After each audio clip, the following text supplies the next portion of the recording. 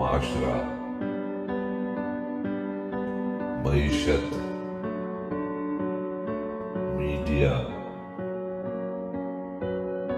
مذہب اور ماں۔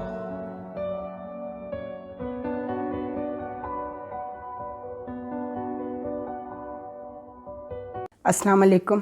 چینل M5 سے نسرین حسین پرویز آپ سے مخاطب ہے۔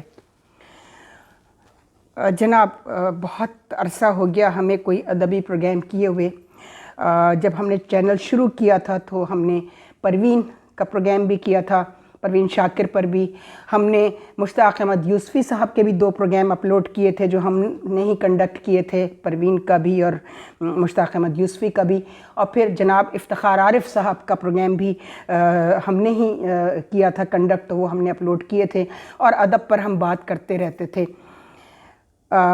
جناب نصیر ترابی صاحب کے حوالے سے ہم نے ان کی بیگم کو، ماہرہ ترابی کو بلا کر ہم نے نصیر بھائی پر بہت بات کی تھی، مرحوم نصیر ترابی صاحب۔ وہ ایک الگ ٹاپک ہے کہ ان کے ساتھ اس میڈیا نے کیا کیا زیادتیاں کی، لیکن پھر اللہ نے ان کی سنی اور زندگی میں جو ایوارڈ ان کو نہیں دیا گیا، روک لیا گیا سازش کے تحت ان کے انتقال کے بعد، وہ اللہ نے ان کو دلا دیا۔ دیکھیے، جو آج سیاسی صورتحال ہے، لوگ کہتے ہیں نا وہ نئی بوتل میں پرانی شراب، یا پرانی بوتل میں نئی شراب، کچھ اس طرح کا محاورہ ہے، لیکن میں کہوں گی کہ نئی بوتل میں پرانی کیچڑ، پرانا گٹر، یہ جو استحکام پارٹی ہے، جو سارا وقت پرانے کھلاڑی جو پاکستان کو اپنی پوری سیاسی زندگیوں میں عدم استحکام سے دوچار کرتے رہے، انہوں نے جا کر اب ایک نئی استحکام پارٹی، پاکستان استحکام پارٹی بنا لی ہے خیر سے، اور وہ سمجھ رہے ہیں اب بھی لوگ ان سے بے وقوف بنیں گے۔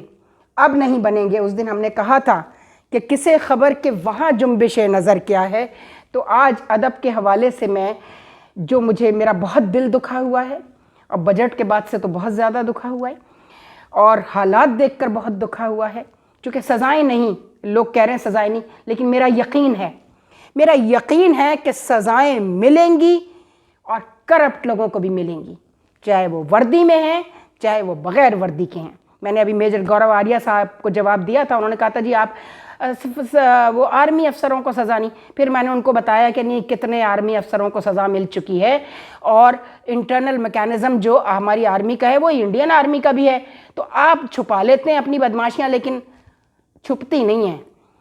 اسی طرح ہمیں بھی ایک رول ہے، ظاہر ہے کہ آپ انٹرنل میکانزم کو اوپن نہیں کرتے،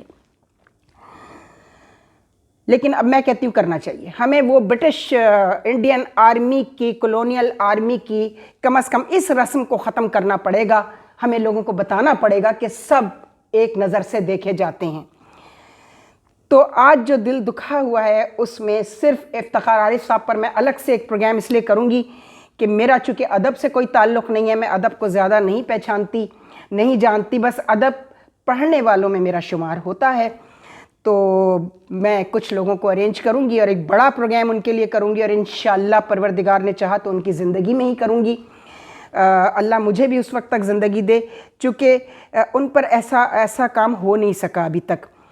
ہم کوشش کریں گے کہ چونکہ ہم انہیں جانتے ہیں، جتنا ہم جانتے ہیں اتنا وہ لوگ نہیں جانتے جو نئے ان کی زندگی میں داخل ہو کر ان کا جو حلقہ احباب ہے جو ان کو کیش کرتا رہتا ہے، تو اس وقت بات ہوگی کہ شاعر کون ہوتا ہے اور اپنا راستہ کیسے بناتا ہے۔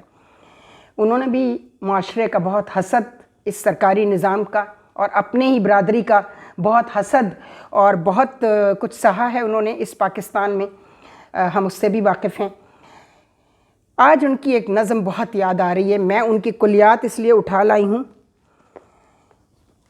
تو اس سے ایک شعر پڑھنا چاہتی ہوں، ایک شعر نہیں پوری نظم پڑھوں گی، چونکہ وہی حسب حال ہے، چونکہ لوگوں کو یہ سمجھ میں نہیں آ رہا ہے کہ یہ جو سب کچھ میڈیا پہ روز انٹرویو اور روزانہ تبصرے ہو رہے ہیں، نئے میڈیا کروا رہا ہے ٹاک شوز میں، استحکام پارٹی کے حوالے سے بھی، آرمی کورٹ مارشل اور 9 مئی کے بعد جو پاکستان تبدیل ہوا ہے اس کے حوالے سے بھی، تو ہم بھی اپنی ملٹری بیوروکریسی اور اپنی سول بیوروکریسی اور اپنی جو پولیٹیکل انٹیلیجنشیا سو کالڈ، ان کی خدمت میں افتخار عارف کی ایک نظم میں پیش کر رہی ہوں. امید ہے حسب حال ہے اور آپ اس کو سمجھیں گے کہ کیا ہونے جا رہا ہے. ویسے یہ اللہ سے سوال کیا ہے انہوں نے اور ہم بھی آج ہم کر رہے ہیں.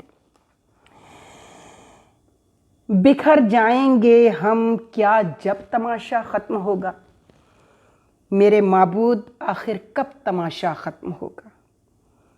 چراغ حجرے درویش کی بجھتی ہوئی لو ہوا سے کہہ گئی ہے اب تماشا ختم ہوگا. یہ وہی درویش ہے، وہی درویش کا حجرہ ہے جن پر ہم 29 سال سے بتایا ہے ریسرچ کر رہے ہیں، اور میرے حساب سے اب ان کی عمر تقریباً 95 ایئرز ہونی چاہیے اگر میری تحقیق صحیح سمت میں جا رہی ہے. تو یہی دعا کرتی ہوں اللہ تعالیٰ سے کہ اللہ میری زندگی مجھے تو نہیں معلوم، تجھے پتہ ہے، لیکن ان کی زندگی کے لیے دعا کرتی ہوں کہ وہ زندہ رہیں، چونکہ اب وہ اس ملک کو چلا نہیں رہے، گھسیٹ رہے ہیں. وہ ایک روحانی شخصیت ہیں. 29 سال کم نہیں ہوتے کسی پر تحقیق کے لیے، ایسی شخصیت پر. تو یہ جو عارف صاحب نے کہا نا، تو ان کے بیک اپ آف مائنڈ میں جو ہے مجھے نہیں معلوم کون ہے، لیکن میں سمجھتی ہوں یہ وہی صاحب ہیں.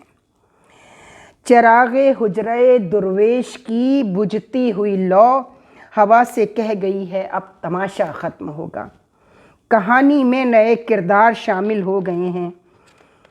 یہ نیا استحکام پارٹی ہے. یہ کہانی میں نئے کردار شامل ہو گئے ہیں، نہیں معلوم اب کس ڈھب تماشا ختم ہوگا. یہ بس میں اتنا تبدیل کر دوں اس کو کہ کہانی تو وہی ہے پرانی اور کردار بھی پرانے ہیں، لیکن اب تماشا نیا ہونے جا رہا ہے.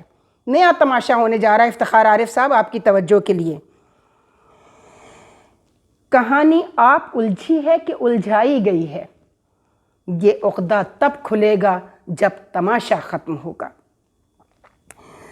زمیں جب عدل سے بھر جائے گی نور علی نور، بنام مسلک و مذہب تماشا ختم ہوگا. یہ مذہبی ملا، مذہب کو بیچنے والے، دین کو بیچنے والے سوداگر یہ نہیں ہیں. یہ عدل نہیں، اور یہ چیف جسٹس صاحب اور یہ عدالتیں عدل نہیں دے سکتی. یہ صرف انصاف کر سکتی ہیں، اور انصاف نصف سے نکلا ہے. آدھا اسے دے دو، آدھا اسے دے کے خوش ہو جاؤ. یہ عدل نہیں ہے. عدل وہ ہے، عادل وہ ہے، عدل وہ کرنے جا رہا ہے. اور عدل بڑا کرویل ہوگا، چونکہ نیچر بڑی کرویل ہوتی ہے. وہ معاف کر دیتا ہے پروردگار گناہوں کو توبہ کرنے سے. فطرت، نیچر وہ معاف نہیں کرتی. Nature is very cruel. اسے اپنا کام کرنا ہے. قدرت وہ اپنا کام دکھانے والی ہے. زمیں جب عدل سے بھر جائے گی نور علی نور، بنام مسلک و مذہب تماشا ختم ہوگا. یہ اس سمت بھی ہم جا رہے ہیں جہاں ہم ظہور امام مہدی کی بات کرتے ہیں، جو صرف مذہب اسلام یا مسلمان ہی اس کو نہیں مانتے، بلکہ تمام اہل کتاب جو ہیں وہ اس پہ یقین رکھتے ہیں کہ ظہور امام مہدی علیہ السلام ہوگا. یہ سب کٹ پتلیاں رقصاں رہیں گی رات کی رات، سحر سے پہلے پہلے سب تماشا ختم ہوگا. تماشا کرنے والوں کو خبر دی جا چکی ہے کہ کب پردہ گرے گا، کب تماشا ختم ہوگا. اب یہ کون لوگ ہیں جن کو خبر دی جا چکی ہے جو تماشا آپ دکھائیں گے؟ ایک تو شعر غالب کا ہے، غالباً اگر کوئی مجھے درست کر دے اگر میں کر رہی ہوں.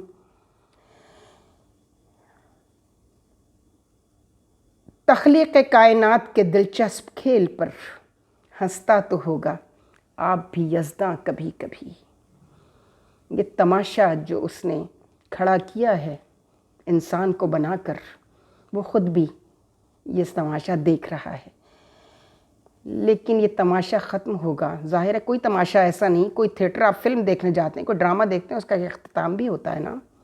اس کا ایک اختتام بھی ہوتا ہے. اس میں دو طرح کے کردار ہوتے ہیں، ایک ایول ہوتے ہیں، ایک گڈ. ایک ولن ہوتا ہے، ایک ہیرو ہوتا ہے.